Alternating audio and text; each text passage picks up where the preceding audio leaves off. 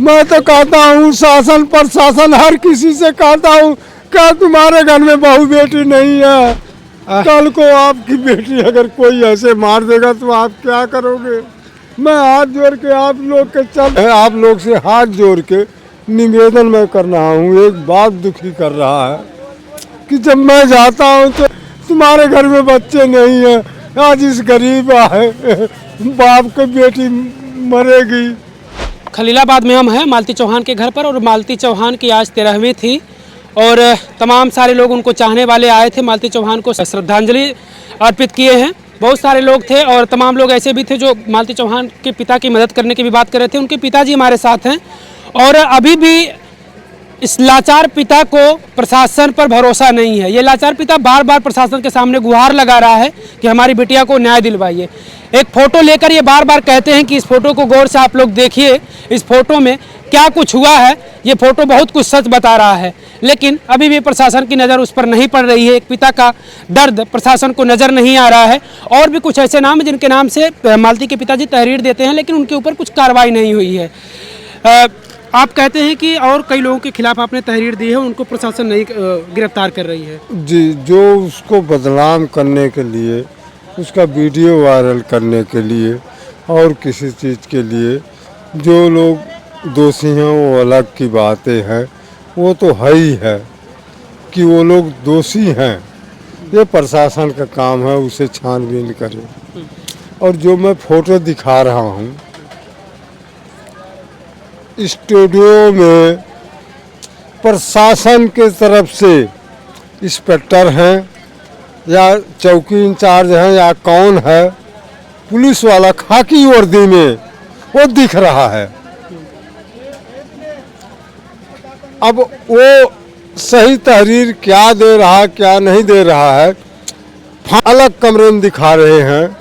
और जब हम जाते हैं, आप लोग से हाथ जोड़ के निवेदन मैं कर रहा हूँ। एक बात दुखी कर रहा है कि जब मैं जाता हूँ तो लाश मेरी बेटी का बरामदे में मिलता है, वो सारा में मिलता है लाश उसकी।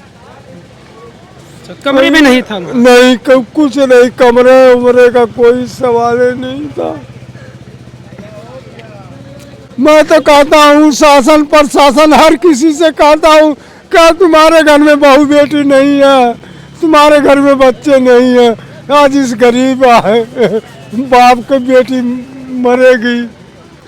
कल को आपकी बेटी अगर कोई ऐसे मार देगा तो आप क्या करोगे?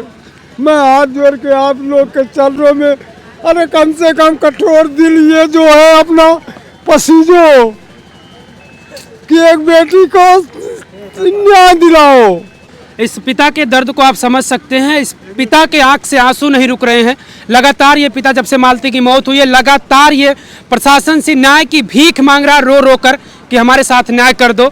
लेकिन पता नहीं क्या बात है कि आखिर प्रशासन इनकी बातों को नहीं सुन रहा, इनके दर्द को नहीं समझ रहा है कि ये पिता कितना रोए जा रहा है। पिताजी, एक बात और बताइए, लोग कह रहे हैं कि आपकी बड़ी मदद करने की बात करें, कुछ मदद हुई है कि बस लोग झूठ ही कह रहे हैं? देखो, आप सब जो लोग भी आए हो, हमारे को मदद ही किए हो। जो लोग आ रहे हैं कुछ ना कुछ मुझे नहीं समझ के आ रहे हैं। मेरी बेटी की ये पहचान थी, मालती की पहचान थी, उसके लिए सब लोग आ रहे हैं और कुछ ना कुछ मेरी मदद ही कर रहे हैं। अच्छा, मदद लोग कुछ ना कुछ कर रहे हैं? कुछ ना कुछ कर ही रहे हैं। अच्छा, आप एक बात बताइए पिताजी, युवराज को लेकर लोग कह रहे हैं कि युवराज छोटा सा बच्चा है, बेचारे का तो कोई दोष नहीं था, उसकी माँ नहीं रही इस दुनिया में। युवराज को आप अपने पास रखेंगे या फिर विष्णु के पास जाएगा अगर विष्णु जेल से बाहर आता? हालांकि पिता भी जेल में है, माँ दुनिया में नहीं है। देखिए, इसमें मैं क्रोधित होकर बात करूंगा। विष्णु, अगर युवराज के माँ का हित नहीं हुआ तो उस बच्चे का हित नहीं हो सकता है।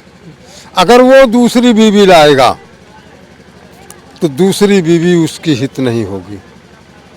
इसलिए मैं शासन प्रशासन सबसे नम्र भाव से निवेदन करूंगा हाथ जोड़ के कि जब तक वो अपने पैर पे नहीं खड़ा हो जाएगा युवराज, तब तक उसे मुझे दे दो। आप लोग जो उसे सहायता देना चाहते हैं, पढ़ाना लिखाना चाहते हैं, उसको अच्छा संख्या, अच्छा बुद्धि विचार देना चाहते हैं, तो आप लोग के हाथों में है। आप लोग इस चीज़ का अगर सहयोग देंगे तो ये गरीब आदमी इस चीज़ को स्वीकार करेगा हमेशा। मालती के पिताजी थे और मालती का आज 13वीं था और इनकी बातों से इनके दर्द को आप समझ सकते हैं कि एक पिता को कितना दर्द है और ये अभी भी प्रशासन से गुहार लगा रहे हैं कि मालती को न्याय मिलना चाहिए।